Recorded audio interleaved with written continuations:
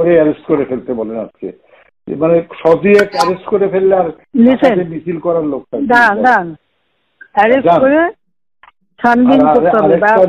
আরেকটা রিকোয়েস্ট আমার, যে ইন্টারনেটটা আমার মনে হয় চালু করতে পারেন, এটা আমাদের কাজে লাগবে। চালু করবো, সব তো পোড়াই দিছে, ডাটা সেন্টারও পোড়াই দিছে, ইও পোড়াই দিছে, এখন ওই নতুন তার জোড়া লাগতে হবে। তো এটা হলে আমাদেরও মানে এই যে আমি যে কথাটা বলবার চেষ্টা, আমি ৭১-এ ৮টার সময় যাবো, একা কথা বলবো, আমি বলবো যে সরকারের সঙ্গে কোটা আন্দোলনকারীর কোনো বিরোধ নাই, সরকারের সঙ্গে বিরোধ হচ্ছে নাশকতাকারী বিএনপি জামাতের। আপনি বলেছেন এই জিনিসটা প্রোপাগান্ডায় আনতে হবে।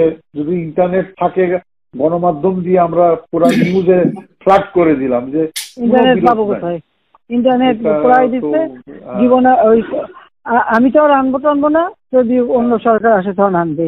আমি দিচ্ছি ইন্টারনেট, ওরা পড়াইতে থাকুক, ওই ছাড়া চলতে হবে।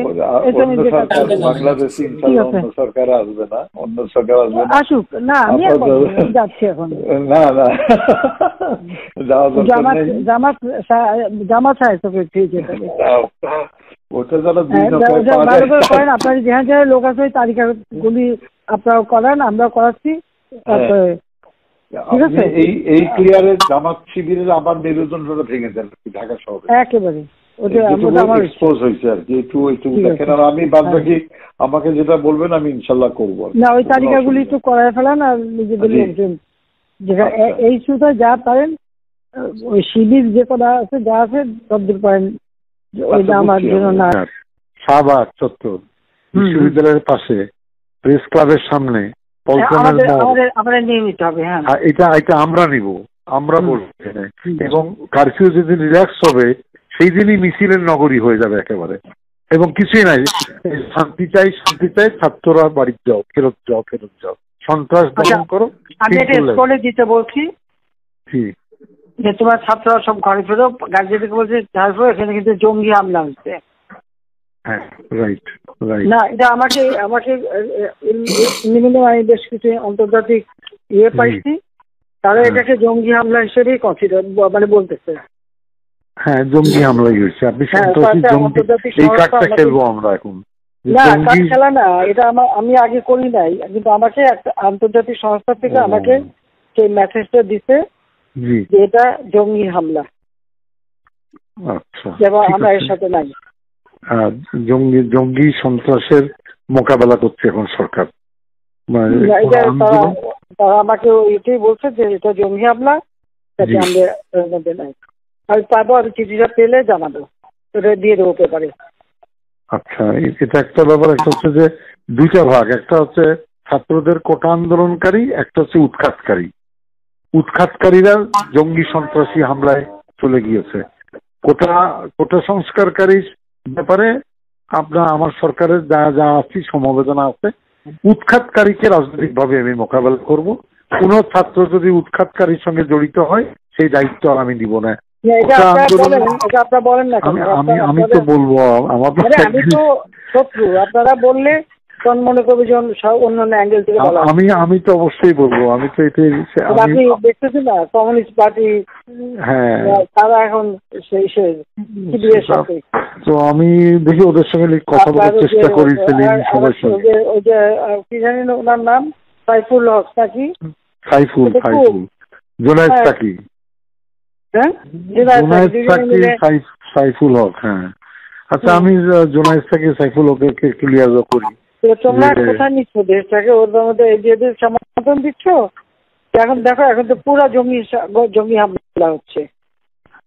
আরেকটা পয়েন্ট কি খেয়াল করছেন আপনি, যে আনু মোহাম্মদরা শিক্ষকরা যারা সমর্থন দিছে, তারা একটা অন্তর্বর্তী সরকারের একটা রূপরেখা ফ্লোট করার চেষ্টা করছে, যেখানে বলতে চাচ্ছে যে অন্তর্বর্তী সরকার শিক্ষার্থীদের নিয়ে হ্যান্ডটেন নিয়ে হবে, তাহলে একটা ছায়া সরকার করবে এবং সংবিধান বাতিল করার জন্য একটা সংবিধান সভা করতে হবে, মানে সংবিধানই বাতিল করে দিবে। হ্যাঁ, সংবিধান বাতিল। আসল ফলে আমি মেনন ভাইকে একটু আগে বলছি যে মেনন ভাই, যে এটা খুবই অ্যালার্মিং কথা, যেখানে বঙ্গবন্ধুর মূর্তি এবং মুরাল ভেঙে ফেলতেছে। তার মানে আমার পয়েন্টটা নিতে হবে যে এদের অ্যাটাকটা হচ্ছে রাষ্ট্রের বিরুদ্ধে, মুক্তিযুদ্ধের বেসিক অর্জনের উপরে, সুতরাং তারা তো খালি সরকার বদল চাচ্ছে না, মানে কোটা আন্দোলন করে কোটা চায়নি, তারা সরকার উৎখাত করতে চাইছে। আর এক দফার আন্দোলনের মানে তারা হচ্ছে সরকারের মানে রাষ্ট্রের বেসিক সংবিধান উড়াই দিতে চাচ্ছে তারা। তার মানে এই জায়গাটায় পলিটিক্সটা অ্যাটাক করতে হবে, আমাকে দাঁড় করাইতে হবে। ওই যে 75 এর পরে করছিল ইসলামিক রাষ্ট্র, সেটা এক্স্যাক্টলি এক্স্যাক্টলি। তো এখন আপনি কি অ্যাড্রেস করবেন এটা ছোটখাটো অল্প 5-10 মিনিটের না, আরো একদিন পরে? আজকে দিনটা যাক, দেখি আজকে দিনটা যাক। তাহলে আমি পয়েন্টগুলোর সাথে আপনাকে আমি আমার বিবেচনা যেগুলো আছে দিবনি আপনাকে। আর আমি বলি যে কারফিউটা বডি ল্যাঙ্গুয়েজে খুব কঠোর হবে, যে ঘর থেকে বেরোলেই অ্যারেস্ট, গুলি না, মানে অ্যারেস্ট করে প্রেসে আসবে, মানে টেলিভিশনে যে শান্তিনিকেতন থেকে 30 জন অ্যারেস্ট হয়েছে, জেলে পাঠানো হয়েছে, কিন্তু জেলে পাঠাবো না, থানায় রাখবো, 10 ঘন্টা পরে ছেড়ে দিবেন আর কি, বুঝলেন না? গরিব মানুষই তো। কিন্তু প্রোপাগান্ডাটা হবে ঘর থেকে বাড়ালেই মানে গুলি হবে, গুলি শব্দ বলবো না, আইনানুগ ব্যবস্থা নেবে কঠোর, কেউ ঘরের বাইরে বাড়াবে না, মানে রিল্যাক্স কারফিউ না আর কি। আর আপনার অফিসের মানে বাসার চারপাশে একটু মানে এই মানিক মিয়া এভিনিউ এখান থেকে প্রোটেকশন বাড়ান একটুখানি, এটা রিকোয়েস্ট আমার। না ওইটা না, ওরা যে মানে ঢাকা চলো বলছে, গণভবন আক্রমণ করবে, এইগুলা বলছে আর কি। তা ঠিক আছে, এটা আল্লাহ ভরসা আর কি। আমি আমার কথা হচ্ছে যে আমাদের পরে যে মানে জনতার ঢাকা, এইটা প্রমাণ করার জন্য হোমওয়ার্কটাই আজকে বা মানে 24 ঘন্টা করে ফেলতে হবে। এভরি ওয়ার্ডের থেকে 2000 লোক রেডি করতে হবে, এভরি ওয়ার্ডের কাউন্সিলর 2000 রেডি করতে হবে। এবং জেলাগুলোতেও আমি যেভাবে আমার যত নেটওয়ার্ক আছে আমি বলছি যে কারফিউ উঠবে, সাথে সাথে মিছিল বাড়াবে। কুষ্টিয়া শহরে 3000 লোকের, 5000 লোকের, রংপুর শহরে, ময়মনসিংহ শহরে, মানে শান্তি চাই, সংঘাত চাই না, শান্তি চাই, শান্তি চাই, ছাত্ররা ঘরে ফেরত যাও, এই মিছিল দখল করে নিতে হবে একেবারে। ঠিক আছে, আপনারা বলেন যে বাচ্চারা ঘরে যাও। আমি বলতেছি, আমি বলতে অবশ্যই বলবো, কিন্তু আপনার পার্টিটাকে একটু চাঙ্গা করে দিয়ে দিত, দেখেন এখন চলে আসছে। আচ্ছা ঠিক আছে, ওকে ঠিক আছে। হ্যালো, জি আসসালামু আলাইকুম। ইনু বলছিলাম। না আপনি একটা কথা, আমি মনে করি যে আপনার পদক্ষেপটা সঠিকই হয়েছে এখন পর্যন্ত, যা রিপোর্ট বাংলাদেশে পাচ্ছি আর কি। তো খালি ঢাকাতে আপনার রামপুরার দিকে এবং শনি রাখায় একটু ঝামেলা, শনি রাখায় কিছু মোল্লারায় 41টা জানি না, খালি মোল্লা না, ওখানে অনেক মাদ্রাসা মাদ্রাসা আছে, ওই ব্যবস্থা নেওয়া হচ্ছে, মাইকিং করতে হচ্ছে।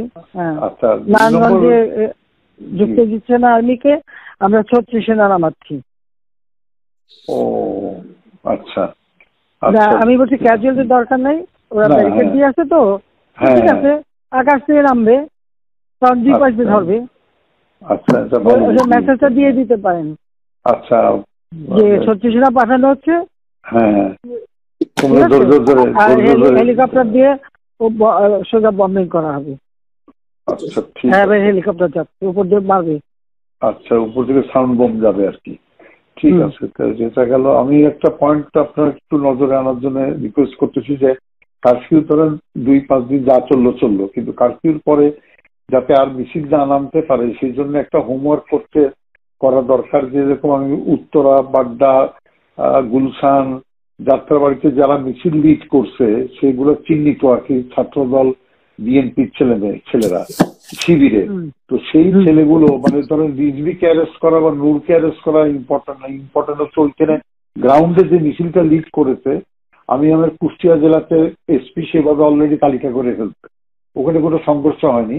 একটা ছড়রা গলিতে খালি একজনের পায়ে লাগছে, উনি ম্যানেজ করছে, উনি অলরেডি কম্পিউটারে বসে ছবি দেখে ছেলেগুলোর তালিকা করতেছে। তা আমি বললাম যে ছেলেগুলোকে আজকে রাত্রের ভিতরে পিক আপ করে নাও, যাতে মিছিলটা লিড না করতে পারে। আমি ঢাকা শহরের জন্য বলছি যে আপনার গোয়েন্দারা নিশ্চয়ই এই তালিকাটা করতে পারবে যে উত্তরায় কারা। লোকাল লিডার, ওখানে এমপি খসরু আছে এবং হাসান হাবিব আছে। আমার কালকের যে রিপোর্ট, হাসান হাবিব নামেনি, কিন্তু ও রাগ করে খসরুর উপরে ছেড়ে দিয়েছে এমপি সাহেব মোকাবেলা করুক। তো হাসানাবাদ কচু তো পারবে না, কচু তো লোকাল না, লোকাল না তো, হ্যাঁ রাইট, লোকাল, ওদের তো লোকজন আছে। হাসানাবাদ নামে নেই, আর এখানে ওয়াকিলও সামলাতে পারেনি, ও 2 লাইনে পা দিয়ে চলে। তা আমার কথা হচ্ছে যে একটু যদি লোকাল লিডারদের সাহায্যে তালিকাটা করে নিয়ে আজকে রাতের ভিতরে সব কাস্টডিতে নিতে পারেন, তাহলে কোনো জায়গায়। আর মোহাম্মদপুরে একটা পাঁচতারা ছিল, কালকে আপনি রাত 12টায় দিয়ে খুব ভালো করছেন, আজকে কিন্তু গণভবন ঘেরাও করতো, কিন্তু মোহাম্মদপুরে ওখান থেকে রেডি হচ্ছিল কালকে, মানে এইটা। সুতরাং ডিসিশনটা খুবই কারেক্ট হচ্ছে মাননীয় প্রধানমন্ত্রী। তো আমার মনে হয় আমরা হলো রণক্ষেত্রের সাথী, না রণক্ষেত্রের সাথী। তো আপনি একটু দয়া করে মানে এই পিক আপটা করতে বলেন, উপরে ওইটা একটু হোমওয়ার্ক করতে বলেন। হ্যালো, হ্যাঁ বলেন।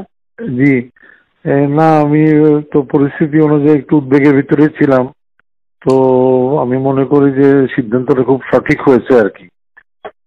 তো তো আমি যেটা বলতে চাচ্ছিলাম যে কারফিউটা একটু কঠোর কারফিউ আর কি ভাবে। তো সারা ঢাকা শহরে যদি মাইক নামায় দিত প্রশাসন থেকে কারফিউ কি করা উচিত না একটু দম দিয়ে, তাহলে একটু সুবিধা হতো আমার মনে হয়।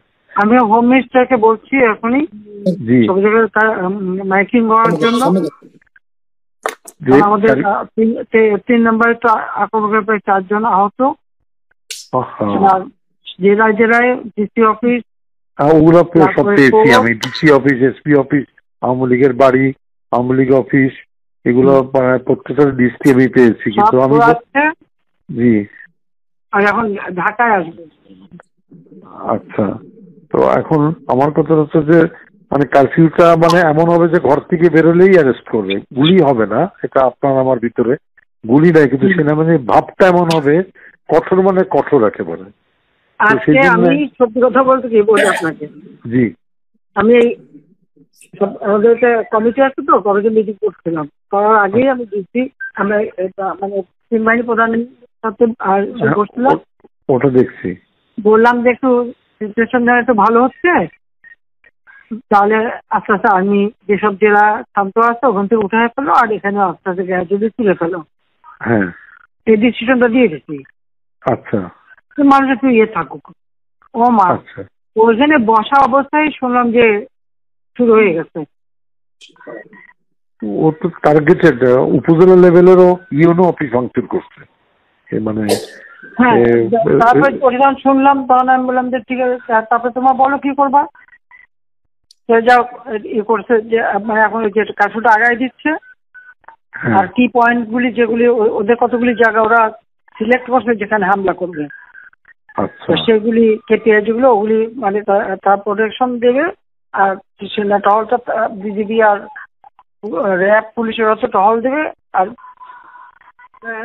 সেনাবাহিনী আবার সেনাবাহিনী পট করে যেখান থেকে প্রয়োজন হবে তোমরা টহল দেওয়া।